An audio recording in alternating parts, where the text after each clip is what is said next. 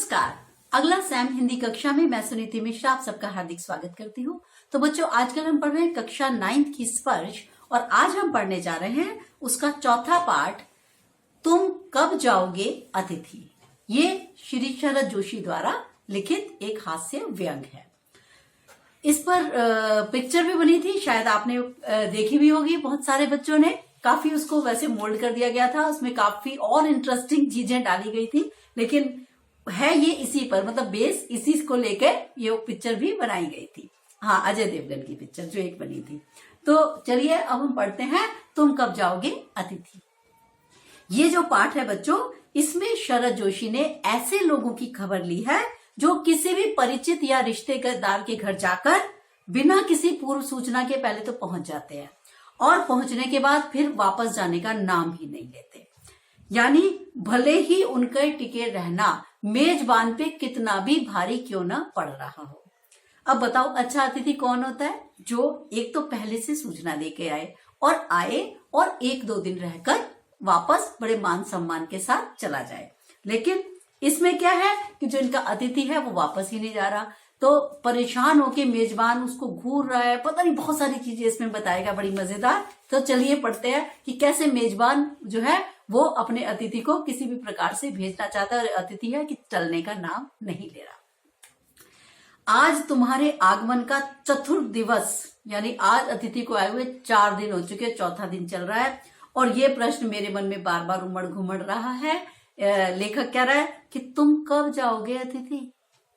तुम जहां निसंकोच बैठे सिगरेट का धुआं फेंक रहे हो, उसके ठीक सामने एक कैलेंडर है और देख रहे हो ना, इसकी तारीखें अपनी सीमा में नम्रता से फड़फड़ाती रहती हैं। ठीक है, तो निसंकोच बैठे हुए मतलब बिना शर्म के तुम यहाँ बैठे हुए हो और जो वो कैलेंडर है उसकी तारीखें फड़फड़ा के तुम्हें बता रही है कि देखो हम बदल गए हैं, अब तुम तो कब जाओगे। तो कह रहा है मैं 2 दिनों से तुम्हें दिखा के तारीख फिर कैलेंडर पलटता हूं कि देखो भाई आज ये तारीख हो गई, आज ये तारीख हो गई। क्यों? जिससे कि किसी भी प्रकार से अतिथि के दिमाग में आए कि मुझे आए हुए यहाँ कितने दिन हो चुके। तुम जानते हो, अगर तुम्हें हिसाब लगाना आता है, ये चौथा दिन है तुम्हारे सतत आतिथ्य, मतलब सतत मतलब लगातार तुम्हारे आतिथ्य मतलब तुम्हारी मेहमान नवाजी करके अब इतना भारी दिन पड़ रहा है मुझे, पर तुम्हारे जाने की कोई संभावना नहीं लग रही। लाखों मील लंबी यात्रा करके तो दोनों एस्ट्रोनॉट्स भी इतने समय चांद पर नहीं रुके थे। कह रहे एस्ट्रोनॉट्स भी वहां पर जो ऊपर गए थे, इतने दूर, इतने किलोमीटर की यात्रा करके, वो भी चांद पे कम देर रुके थे जितना देर तुम मेरे घर में रुक गए हो। तुम तो जरा सी यात्रा करके आए हो, तो तुम यहाँ क्यों पड़े हुए हो?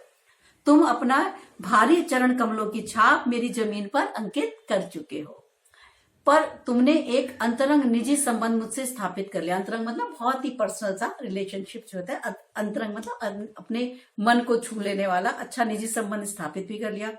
तुमने मेरी आर्थिक सीमाओं की बेंजनी चट्टान भी देख ली, यानी तुम्हें यह भी पता लग गया कि ये बहुत पैसे वाला तो है नहीं, यानी मेरी आर्थिक सीमाएं हैं, मेरे पास बड़ा लिमिटेड सा पैसा है। और बेंजनी चट्टान का मतलब क्या है कि तुम्हें ये भी पता लग गया कि ये बहुत अमीर नहीं है, बहुत पैसे इसके पास नहीं है।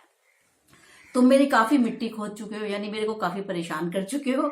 अब तुम लौट जाओ अतिथि, तुम्हारे जाने का यह उच्च समय, हाई टाइम है। अब तुम्हें तुम्हारी धरती नहीं पुकारे, मतलब जहां तुम रहते हो तुम्हारी भी तो कोई जगह है, वो तुम्हें बुला नहीं रहे। जब तुम पहले दिन आए थे तब मेरा हृदय किसी आशंका से, अज्ञात आशंका से धड़क गया था। कह रहा मैं तभी डर गया था, मेरा बटुआ अंदर अंदर कांप गया था, यानी मुझे समझ में आ गया था ये आया, मुझे खर्चा करना पड़ेगा। उसके बावजूद मैंने एक स्नेह भरी मुस्कुराहट से तुम्हारा स्वागत किया, गले भी मिला, पत्नी ने भी नमस्ते की। उसके बाद सम्मान में हमने रात के भोजन को एकाएक उच्च मध्यम वर्ग के डिनर में बदल दिया गया था। यानी ये क्या बता रहा है, जो उच्च मध्यम वर्ग के लोग होते हैं, जब कोई आता है तो वो क्या बनाते हैं, 2 सब्जियां, रायते, ये सब। वरना अदरवाइज क्या होता है, जो मध्यम वर्गीय लोग होते हैं वो क्या है, सब्जी और रोटी, मतलब एक सब्जी रोटी से भी काम चला लेते हैं अपने लिए।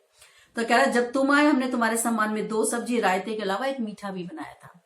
सारे उत्साह और लगन के मूल में क्या आशा थी कि तुम 1 आध दिन रुकोगे और चले जाओगे और हमारे हृदय पे मेहमान नवाजी की छाप छोड़ जाओगे। हम तुमसे कहेंगे अरे भाई रुक जाओ, तुम कहोगे नहीं मुझे नहीं रुकना, और तुम एक अच्छे अतिथि की तरह चले जाओगे।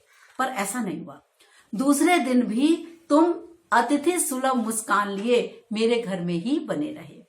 हमने अपनी पीड़ा दर्द को पी लिया, मुस्कुराते रहे, फिर स्वागत सत्कार के जिस उच्च बिंदु पर हम ले जा सकते थे ले गए। यानी वो कह रहा है जो मध्यम वर्ग के लोग हैं, कह रहा हमने फिर क्या किया, दोपहर के भोजन को लंच की गरिमा प्रदान की, लंच की गरिमा प्रदान की, यानी तब भी इन्होंने उसको बहुत अच्छा खाना खिलाया।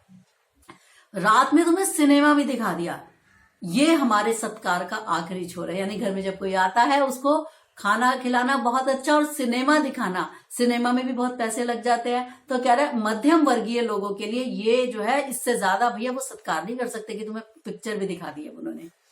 इसके बाद भावभीनी विदाई का यह क्षण तुम्हें आ जाना चाहिए था, तुम विदा होते, हम तुम्हें स्टेशन पे छोड़ने जाते, पर ऐसा नहीं हुआ। तीसरे दिन तुमने मुझसे कहा मैं धोबी को कपड़े देना चाहता हूँ। ये आघात मेरे लिए अप्रत्याशित था। आघात मतलब चोट, अप्रत्याशित माने अचानक पड़ने वाली चोट। इसकी चोट बड़े मेरे दिल को लगी। कैसे? कह रहा तुम्हारे समीप की बेला ऐसे रबड़ की तरह खिंच जाएगी, मैंने ऐसा सोचा भी नहीं था। कह रहा अब मुझे पहली बार पता लगा अतिथि हमेशा देवता नहीं होता, कुछ वह मानव और कभी कभी तो राक्षस जैसा भी हो सकता है। अब इसने कहा किसी लॉन्ड्री पे दे देते हैं, जल्दी धुल जाएंगे। ये क्यों? क्योंकि लेखक ने ऐसा इसलिए कहा क्योंकि उसको लगा कि अगर मैं से ऐसा कहूंगा तो उसको याद आ जाएगा कि मुझे घर भी जाना है। कहाँ है लॉन्ड्री? चलो चलते हैं, मैंने कहा अपनी सहज बनियान पर औपचारिक कुर्ता डालने लगा। पत्नी ने पूछा कहाँ जा रहे हो? इनको कपड़े लॉन्ड्री में देने हैं।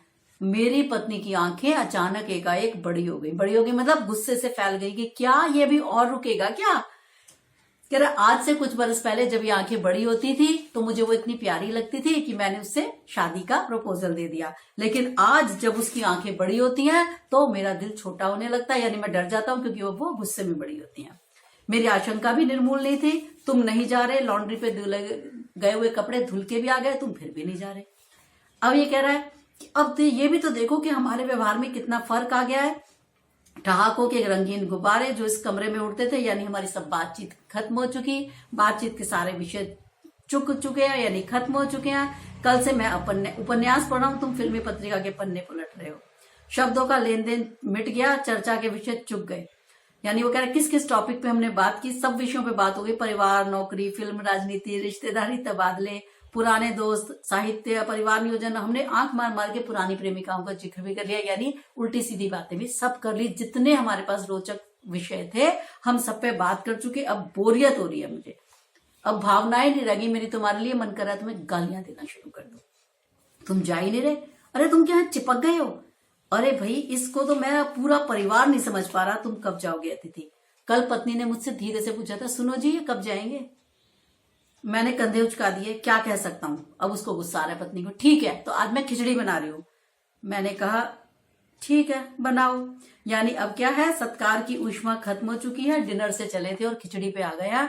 अब तो समझ जाओ, यदि अभी भी तुमने अपना बिस्तर गोल करके चलने का नहीं सोचा तो कह रहा अब हम उपवास पे आ जाएंगे, खिचड़ी पे तो आ ही चुके हैं, यानी हम व्रत रखना शुरू कर देंगे कि खाना बनेगा ही नहीं तो खाओगे क्या।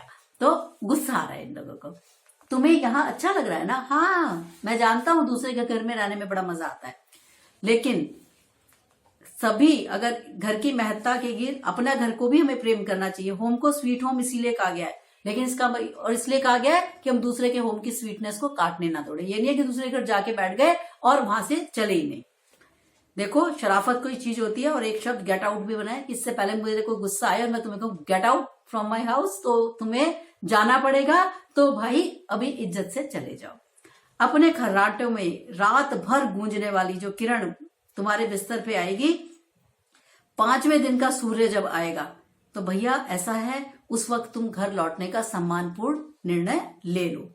मेरी सहनशीलता की जो 5वां दिन है ये अंतिम सुबह होगी, उसके बाद मैं स्टैंड नहीं कर सकूंगा, मतलब मैं खड़ा नहीं हो पाऊंगा, मैं लड़खड़ा जाऊंगा। अतिथि मैं जानता हूं कि अतिथि देवता होते हैं, पर मैं तो मनुष्य हूं, मैं तुम्हारी तरह कोई देवता नहीं हूं।